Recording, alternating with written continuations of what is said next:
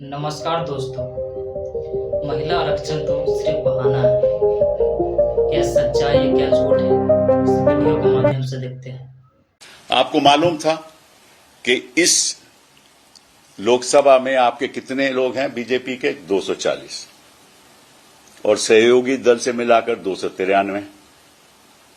तो आपको मालूम था कि बिल लाओगे वो तो पास होगा नहीं। तो आपकी मंशा क्या थी? आपकी मंशा पास करवाने में नहीं थी, कभी भी नहीं रही, इतिहास में कभी भी नहीं रही।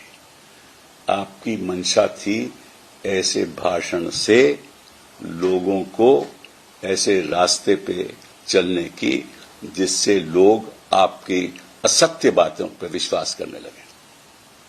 यह असलियत है। तो पहली बात 1996 में पहली बार बिल पेश हुआ और भाजपा ने अपोज किया, भाजपा ने उसको विरोध किया और इसलिए वो पास नहीं हो पाया। दूसरी बात 298 2004 में फिर बिल पेश हुआ, उस समय आप सत्ता में थे और फिर जो हमने कहा, मुझे खुद याद है क्योंकि मैं खुद पार्लियामेंट में था 2004 के बाद, मुझे याद है 1998 में भी मैं पार्लियामेंट में था, राज्यसभा में। फिर मुझे याद है हमने उठकर कहा कि आप क्यों इन सहयोगी इन छोटी पार्टियों से डरते हो, हम आपके साथ हैं। भाजपा और हमारी पूर्ण बहुमत थी, बिल पास हो सकता था, इन्होंने पास नहीं किया। इससे कि जो समाजवादी पार्टी थी, आरजेडी थी, वो कोटा चाहती थी, तो उसके प्रति इन्होंने कहा कि चलिए छोड़ देते हैं बिल। इनकी कभी मंशा ही नहीं थी बिल पास करने की। ये 1998 2004 की बात कर रहा हूं।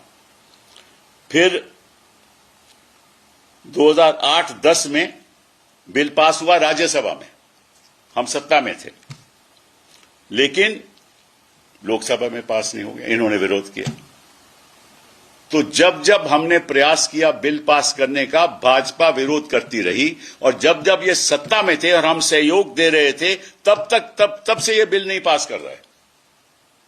तो झूठ कौन बोल रहा है और सच कौन बोल रहा है, ये तो देश की महिलाओं को पता चल जाएगा। जिस पार्टी को मालूम है कि ये बिल पास ही नहीं होना, तो बिल लाए क्यों भैया? तुम लाए क्यों? और दूसरी बात मैं इनसे पूछना चाहता हूं कि 2023 के संशोधन में, संविधान के संशोधन में सर्वसहमति के पास हुआ बिल, और उस सर्वसहमति के पास होने के पश्चात आपने देश को वादा किया कि 2026 के बाद जनगणना होगी, जनगणना के बाद डिलिमिटेशन होगी और डिलिमिटेशन के बाद विमेन रिजर्वेशन होगा। ये आपका संवैधानिक कर्तव्य था, लेकिन उसके पीछे आप हट गए क्योंकि आपको मालूम है कि आप जनगणना कराना नहीं चाहते, क्योंकि जनगणना से पता चल जाएगा कि ओबीसी की कितनी संख्या है, शेड्यूल कास्ट शेड्यूल ट्राइब की कितनी संख्या है, फिर उनको कोटे देने पड़ेंगे और भाजपा हमेशा इनके खिलाफ रही है। यह असलियत है आपकी। आप नहीं चाहते कि 2026 के बाद जनगणना हो, इसलिए आप इसीलिए बिल लाए। पता था आपको कि हार जाएंगे आप, इसलिए आपने एक भाषण देने की वजह से बिल लाए ताकि इलेक्शन के दौरान आपको राजनीतिक फायदा हो जाए। लेकिन प्रधानमंत्री जी, शायद राजनीति में बैठे हुए लोग सच नहीं जानते, लेकिन इस देश की जनता सच जानती है। खासतौर पे इस देश की महिलाएं सच जानती हैं। आपने कहा कि जब भी रिफॉर्म, सोशल रिफॉर्म हुआ या कोई भी रिफॉर्म हुआ, हमने इसका विरोध किया।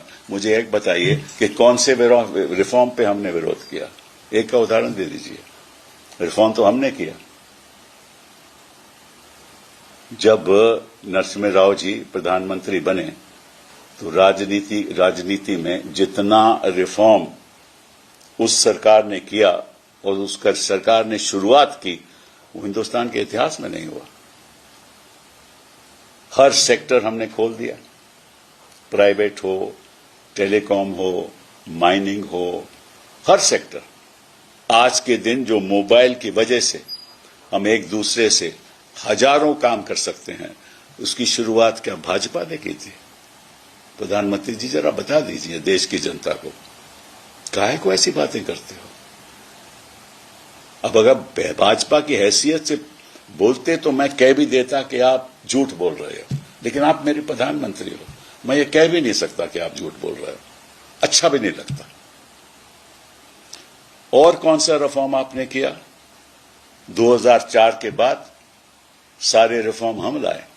एजुकेशन सेक्टर में आपने विरोध किया, शिक्षा के क्षेत्र में आपने विरोध किया, आपने नहीं चाहा कि रिजर्वेशन हो।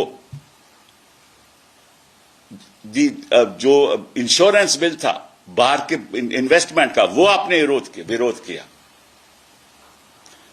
हमेशा जब आप विपक्ष में बैठे आपने कभी साथ नहीं दिया, और जब जब आपने कोई भी रिफॉर्म मूवमेंट लाई हमने साथ दिया आपका। और मैं आपसे पूछना चाहता हूं दो चार और बातें। प्रधानमंत्री जी, आप महिलाओं की बात करते हो, सेंगर का साथ किसने दिया?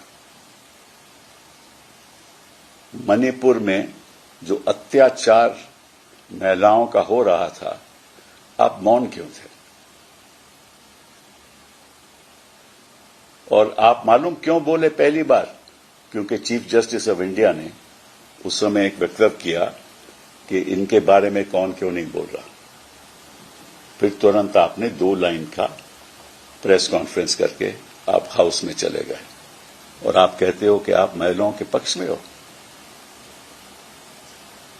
कठुआ में क्या हुआ? आपकी पार्टी ने क्या किया कठुआ में? और जो आरोप लगते रहे आपके मंत्रियों के खिलाफ और आपके सहयोगी, आपके बीजेपी के नेताओं के खिलाफ महिलाओं के प्रति, आप कभी बोले? आप कभी बोले?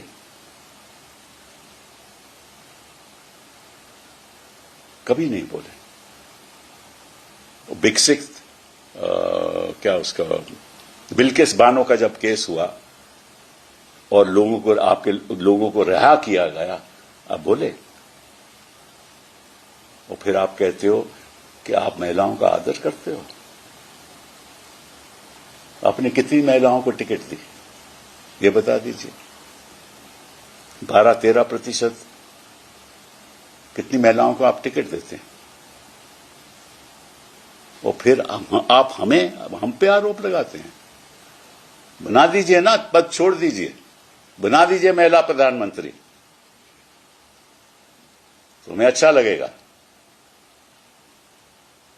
बना दीजिए, महिला अध्यक्ष बना दीजिए अपनी पार्टी में, हमें अच्छा लगेगा। हमें लगेगा ना कि वाकई में।